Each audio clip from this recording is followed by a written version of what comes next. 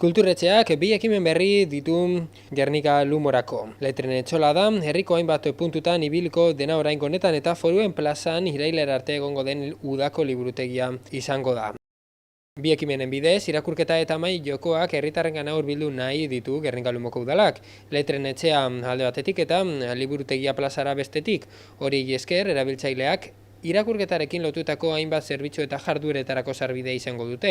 Jarduera horiek entretenitzea dute helburu, batez ere urteko sasoi honetan udako oporraldiaz gozatzen duten neska mutilei. Lehenengoak liburutegi ibiltariak letren etxea izango da Santa Lucia, San Juan Ibarra eta Lorategi eta auzoak zeharkatuko dituena abuztuaren amaierara arte. Ibilbidea uztailaren 8an hasiko dela jakinarazi dute Gernika Lumoko udaletik, Santa Lucian hasiko dela eta hilaren 19 arte egongo dela zabalik. Ibilbideak irailaren amaierara arte jarraituko duela ere aipatu dute eta uztailaren 22tik aurrera San Juan Ibarra bisitatuko duela. Bertan, bizitegi eremu horretako herritarrak hartatuko dituztela aipatu dute abuztuaren 9 arte. Data horretatik aurrera, Lorategi eta ingurura bidaiatuko duela aipatuz abuztuaren 19tik 30 bitartean.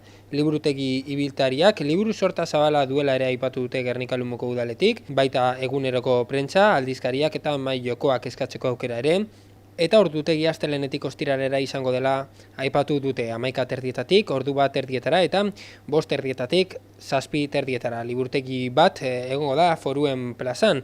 Bestalde, liburutegi bat egongo da Foruen plazan. Kulturretxeko arkupetan liburutegia plazara ekimena egongo da irailaren erdialdera arte. Horren bidez, erabiltzaileek atari horietan dagoen liburutegi espazioa erabili ahal izango dutela aipatu dute Gernika Lumoko udaletxetik.